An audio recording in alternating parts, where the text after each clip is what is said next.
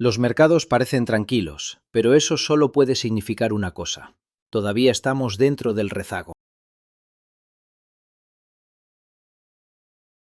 Hay algo que los mercados todavía no han terminado de procesar. No es el precio del petróleo, no es la curva de rendimientos, ni siquiera es la inflación tal como la miden los institutos oficiales. Lo que los mercados aún no han internalizado completamente es la posibilidad de que el sistema energético global esté a punto de entrar en una fase de dislocación que no tiene precedente reciente y que las señales que deberían estar activando alarmas en las salas de operaciones de todo el mundo están siendo interpretadas con un optimismo que, en el mejor de los casos, resulta prematuro y, en el peor, peligrosamente ingenuo. Hoy es 20 de abril de 2026. El crudo acumula una ganancia significativa en lo que va del año, pero esta semana ha retrocedido cerca de un 5%. El cobre sube casi 5% en la semana. El oro avanza de manera más contenida. Y los mercados de renta variable en Europa muestran una divergencia interna que merece atención inmediata. Las ganancias corporativas están creciendo, pero ese crecimiento está siendo generado casi exclusivamente por el sector energético, mientras que los ingresos fuera de ese sector están contrayéndose. Eso no es un ciclo en expansión, eso es un sistema bajo presión que está redistribuyendo la riqueza desde los consumidores y los productores hacia los extractores de recursos, y esa redistribución tiene un nombre histórico preciso: estanflación.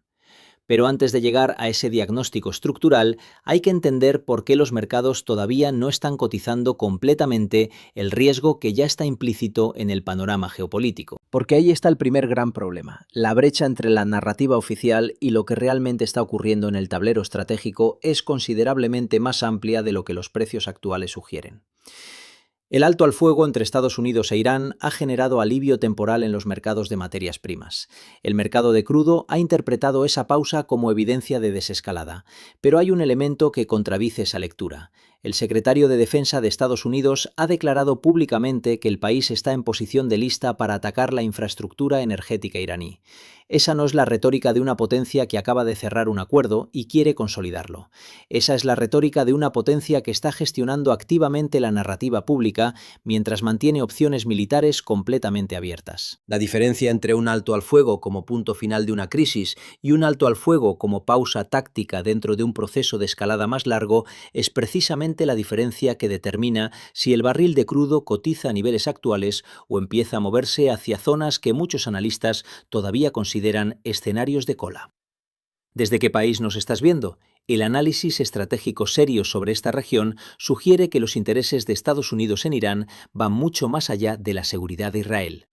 El control sobre la infraestructura energética iraní sería un reposicionamiento de primer orden en el tablero del Golfo.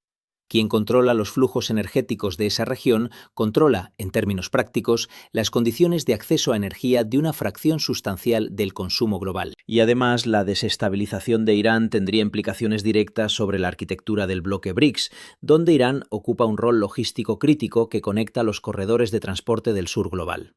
Eliminar ese nodo no es solo un objetivo militar, es un objetivo de reconfiguración geoeconómica. Eso cambia completamente la función de pérdida y ganancia para cualquier actor que esté calculando cuándo y cómo escalar. El primer efecto que ya se está produciendo y que los mercados están procesando de manera fragmentada es la dislocación en el mercado del ácido sulfúrico. Esto parece un detalle técnico hasta que uno entiende que aproximadamente el 20% de la producción mundial de cobre proviene de operaciones de lixiviación que dependen directamente de ácido sulfúrico. Sin ese insumo, una parte significativa de la cadena de producción de cobre simplemente se detiene. China, que en esta época del año normalmente restringe las exportaciones de ácido sulfúrico por la temporada de siembra, está manteniendo esa restricción de manera indefinida mientras persista el conflicto. Eso no es un ajuste estacional, eso es una contracción estructural del suministro que no va a resolverse en semanas. Al mismo tiempo, en regiones como Zambia y la República Democrática del Congo, los reportes indican que la industria minera está discutiendo activamente sistemas de racionamiento de diésel. Las operaciones de mayor escala tendrían prioridad, pero las minas pequeñas y medianas enfrentarían cortes que podrían traducirse en caídas de producción medibles. El diésel no es solo combustible, es el sistema de bombeo, el transporte interno, la energía de extracción. Una restricción de diésel en una operación minera no reduce la producción marginalmente, la detiene. Sumemos los dos factores: ácido sulfúrico escaso más diésel racionado en las principales zonas de producción de cobre del mundo, y el resultado es una curva de oferta que en los próximos meses va a tener una inclinación que los modelos de consenso todavía no están capturando completamente. Ahora bien, hay que leer esto con precisión, porque la lectura fácil sería concluir que el cobre va a subir indefinidamente. La realidad es más compleja y más importante de entender para quien está posicionándose. La lógica correcta aquí es la de una carrera entre destrucción de oferta y destrucción de demanda. La oferta se contrae primero, impulsada por los factores exógenos que ya mencionamos, pero la demanda también va a contraerse y lo va a hacer con un retraso que puede medirse en trimestres. Cuando la economía global empiece a absorber completamente el impacto de un entorno energético más caro, los pedidos industriales van a caer, la actividad manufacturera va a reducirse y la demanda física de cobre va a bajar junto con ella. El precio podría alcanzar un máximo las próximas semanas, probablemente cerca del nivel de $14.000 por tonelada, antes de comenzar una corrección que se extienda hacia el cuarto trimestre del año. Eso implica que quien está comprando cobre hoy está tomando un riesgo temporal asimétrico. La subida potencial de corto plazo existe, pero el riesgo de corrección posterior es igualmente real, y para los inversores en mineras de cobre en particular, el momento de máxima oportunidad de entrada probablemente esté en la segunda mitad del año, después de que esa corrección se materialice. El precio del petróleo requiere una lectura diferente porque su dinámica está más directamente conectada a la variable geopolítica. El crudo ha retrocedido esta semana, pero ese retroceso debe leerse en el contexto de un año en que ha acumulado ganancias muy superiores al promedio histórico. La pregunta relevante no es si hay toma de ganancias de corto plazo, sino cuál es el escenario estructural de mediano plazo. Y aquí es donde la lógica de las restricciones de oferta se vuelve especialmente poderosa. El G7 ha anunciado disposición a liberar reservas estratégicas para contener los precios, y esa herramienta tiene cierta eficacia de corto plazo. Pero al mismo tiempo, Estados Unidos está endureciendo el régimen de sanciones sobre el petróleo ruso, incluyendo la no renovación de exenciones que permitían ciertos flujos. Eso es simultáneamente añadir presión a la oferta mientras se promete alivio. La contradicción es evidente y el mercado eventualmente tendrá que resolverla. Si el conflicto en Oriente Medio se intensifica, los niveles de $150 por barril pasan de ser un escenario de cola a convertirse en una referencia de escenario central, con consecuencias en cascada que el análisis convencional todavía no ha modelado completamente. Esas consecuencias en cascada son precisamente el núcleo del argumento sobre esta inflación global. El petróleo no es simplemente un combustible, es el insumo de primer orden del que derivan el diésel, la gasolina, el helio, el azufre, la urea, y son esos derivados, más que el crudo mismo, los que determinan los costes reales de la actividad manufacturera y del consumo doméstico. Cuando el precio del diésel sube un porcentaje múltiple del que sube el crudo, ese diferencial está siendo absorbido por las cadenas de producción. Y esa absorción se traduce, con un retraso de entre 1 y 3 trimestres, en inflación de costes, compresión de márgenes, reducción de inversión y eventualmente contracción del empleo. El primer shock del petróleo en 1973 tardó aproximadamente 2 trimestres en manifestar completamente su impacto en la actividad económica real. Ese rezago es suficiente para que los mercados de renta variable todavía estén procesando la situación con optimismo, pero no es suficiente para que los inversores con una perspectiva de mediano plazo puedan ignorar lo que la evidencia ya está señalando. Europa es el caso más ilustrativo de esta dinámica en tiempo real. Los resultados corporativos del agregado de las 600 principales empresas europeas muestran un incremento en ganancias de aproximadamente 4%, pero ese número esconde una divergencia profunda. El sector energético registra una expansión de alrededor del 24%, mientras que los ingresos fuera del sector energético están cayendo. Eso significa que el sector energético está actuando como un mecanismo de transferencia, extrae valor del resto de la economía a través de precios más altos, lo concentra en pocas empresas y los índices bursátiles reportan ese proceso como crecimiento. No es crecimiento, es redistribución dentro de un sistema que se está contrayendo en su base. Y cuando la base se contrae lo suficiente, ni siquiera el sector energético puede mantener su rentabilidad, porque el colapso de la demanda eventual termina golpeando también los precios de los combustibles. En este contexto hay que hablar de China, porque China es el actor cuyo comportamiento puede alterar de manera más significativa los escenarios que cualquier modelo occidental está calculando. Esta semana se confirmó que China firmó un acuerdo de suministro de gas con Turkmenistán por un valor de 5.100 millones de dólares para expandir la capacidad de los gasoductos existentes. Ese acuerdo no es una transacción comercial ordinaria, es la manifestación visible de una estrategia de años destinada a reducir la dependencia de los corredores marítimos que pasan por puntos de estrangulamiento como el Estrecho de Hormuz. China ha estado construyendo durante años una arquitectura de seguridad energética que combina reservas estratégicas masivas, expansión de producción doméstica en aguas profundas, penetración acelerada de vehículos eléctricos que reduce el consumo de combustible en transporte y diversificación de las rutas de importación hacia proveedores terrestres. El resultado práctico es que cualquier disrupción en Oriente Medio que afecte los flujos marítimos tiene un impacto sobre China significativamente menor del que tendría sobre economías que no han hecho esa preparación. El déficit que eventualmente se produzca en los suministros del Golfo puede ser compensado con incrementos de importaciones de Rusia, tanto de petróleo como de gas natural licuado. Eso tiene implicaciones muy concretas para el análisis de cómo China va a comportarse en este entorno.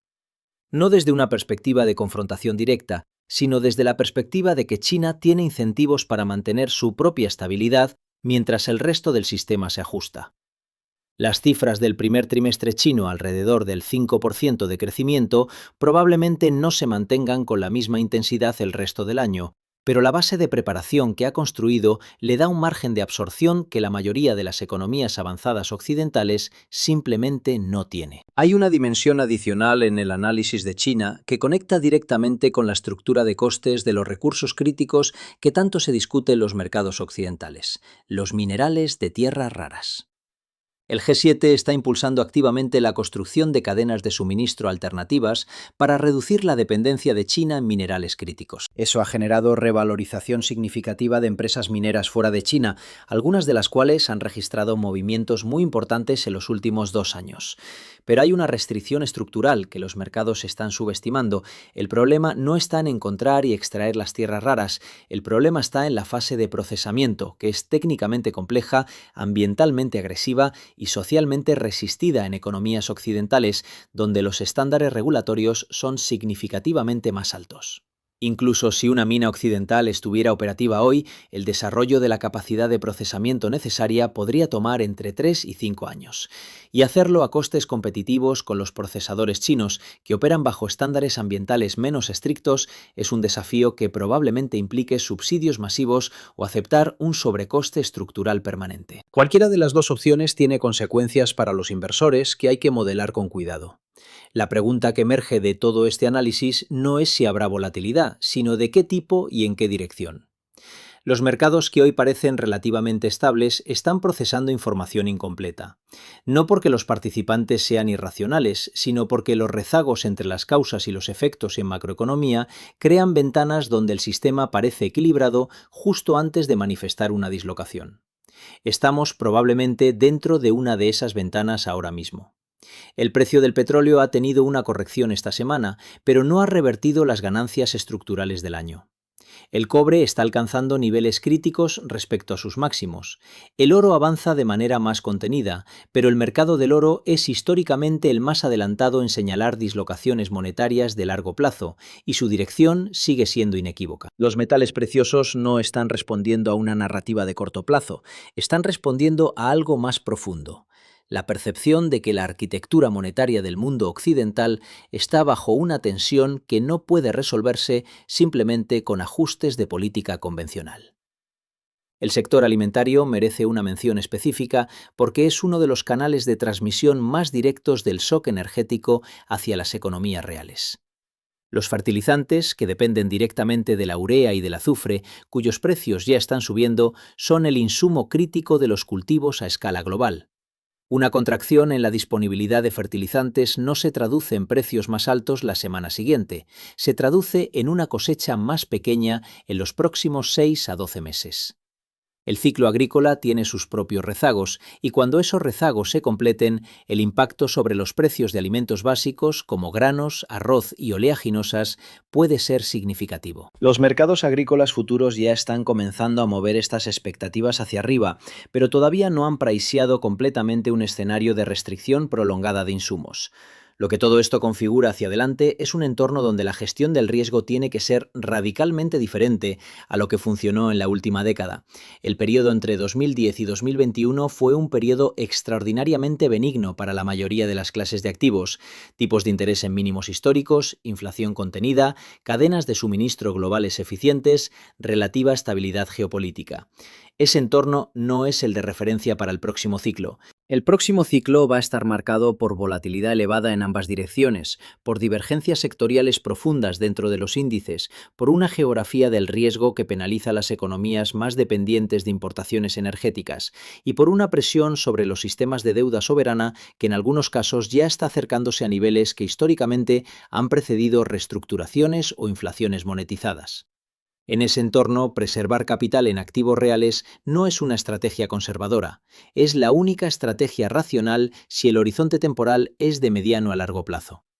Lo que hay que monitorear en las próximas semanas es específico y concreto.